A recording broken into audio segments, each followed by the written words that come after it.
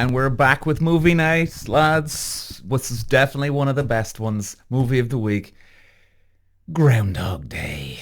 What a show! This week's movie, lads. Let me tell you right now. Like, this isn't just another Bill Murray movie, lads, right? And another Bill Murray comedy. It is definitely one of the funniest, smartest, most rewatchable movies ever made. And I don't say that lightly, all right? And the best part, it's literally about rewatching life on repeat. Now, if you haven't seen it before, it's actually surprising how many people have not seen it, but they know of the movie. Everyone knows a Groundhog Day, but you just haven't got into it yet. This just doesn't get old, lads. And if you've seen it before, yeah, okay, look, I get it. He wakes up every morning. It's the same day. He's stuck. He's this, he's that. But no, you don't get it, lads. Every time you go back to the movie, like, you see something new. I've always discovered that when I watch this movie. It's like the film itself is in the loop. Every rewatch gives you another punchline, another little detail you missed that very first time or even second time. And let's just start with this. Bill Murray was actually bitten by an actual groundhog. Twice. Twice, if you believe that or not. And he had to get rabies shots. The lead actor of one of the funniest comedies ever literally risking getting rabies to bring us this movie.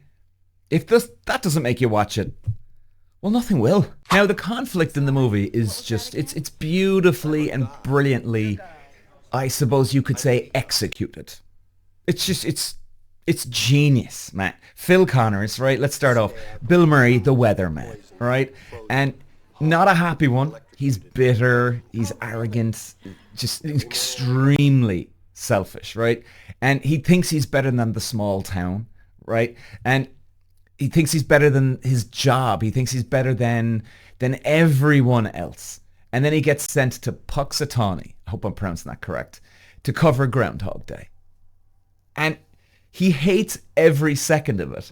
And, it's classic Bill Murray when, he's such an a-hole that he's the funny a-hole.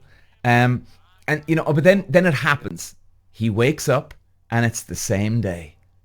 And over and over again, no matter what he does, the clock resets. And, the same alarm radio, is it Sunny and Cher song, I think, don't quote me, lads. And then the same annoying Ned Ryerson popping on the street going, bing! I mean, Ned Ryerson's awesome in this. Like, you love to hate the guy. And at first, he thinks it's all a joke.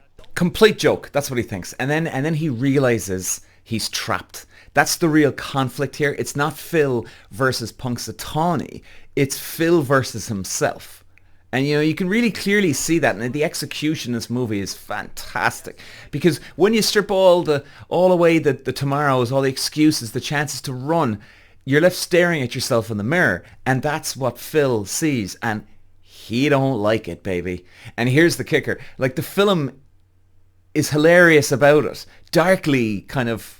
Sort of darkly hilarious about it. The man literally tries to kill himself multiple times, electrocutes himself, jumps off buildings, drives off cliffs with a groundhog, and yet there he is, wakes up in the exact same bed every morning to the exact same song. It was released in 1993, believe it or not.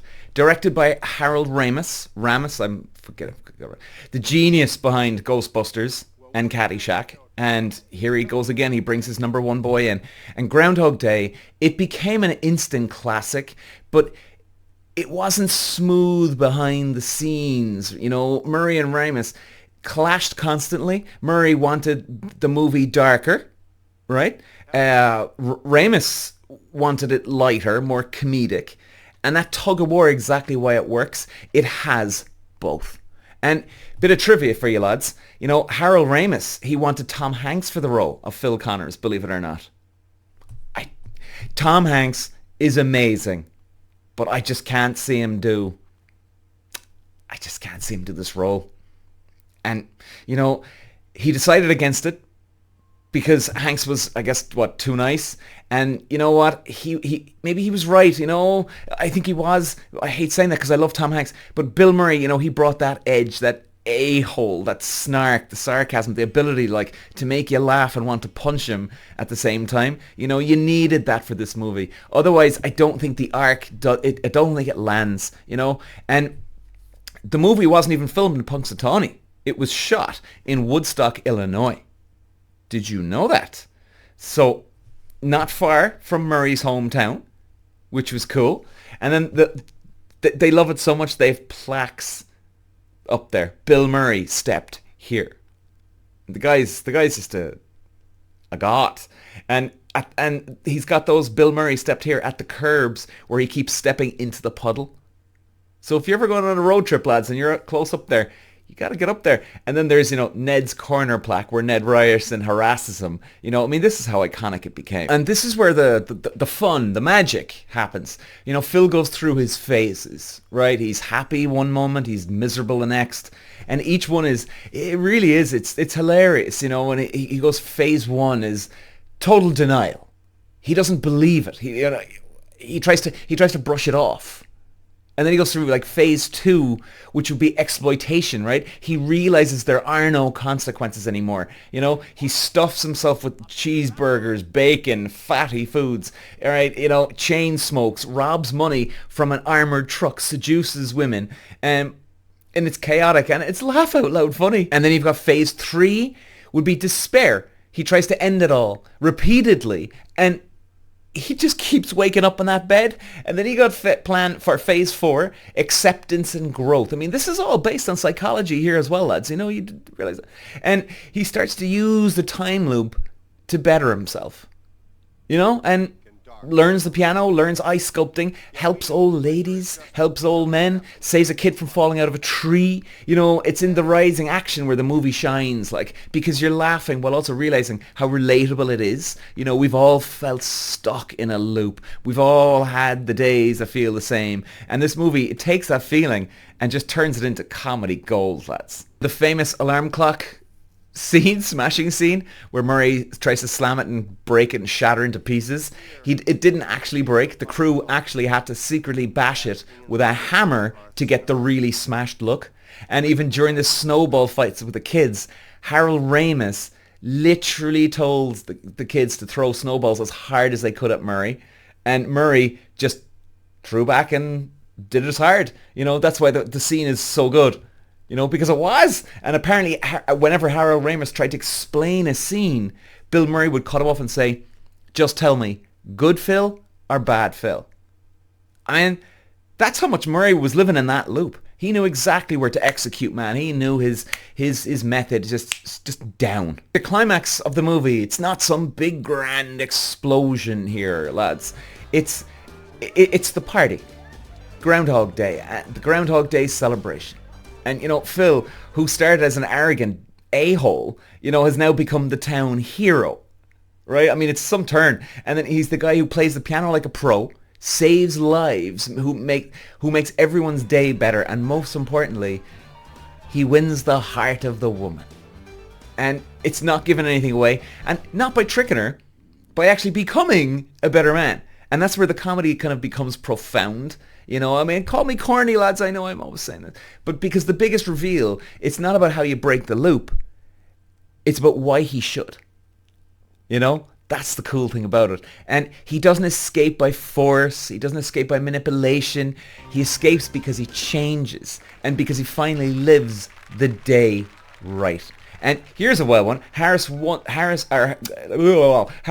once said in the special features that originally Phil was meant to live the same day for 10,000 years. You believe that? Now, there's a lot of people that have said this and that, but imagine being stuck on the same day for 10,000 years, and it took him that long to get the day right. If you think about that would blow your head off, man. That's... Whew. At the end, guys, finally February 3rd. Sorry, Groundhog Day is February 2nd in the movie. And February 3rd arrives. Phil wakes up The cycle is broken. The pattern has been shattered. And he's not the same man. He's kind. He's patient. He's in love. And he's found purpose. And that's why Groundhog is genius, right? On the surface, it's comedy about a guy reliving the same day. But underneath, it's about life itself. It really is. And about routine, about like maybe self-improvement, about realizing that even if the world doesn't change, we can change. And let's be honest, it's hilarious. From Murray getting bitten by the groundhog and needing rabies shots, to the smashed alarm clock, to Ned Ryerson's, bing! This guy, this movie is it's so loaded with great, iconic movie moments that you just remember, man. It's funny, it's clever, it is, honestly, guys, it's timeless. And watching Groundhog Day is the one loop I'd be happy to be stuck in. Lads, Groundhog Day, I couldn't recommend it enough. It was probably my comedy when I was growing up of all time. And it genuinely, truly is a timeless masterpiece.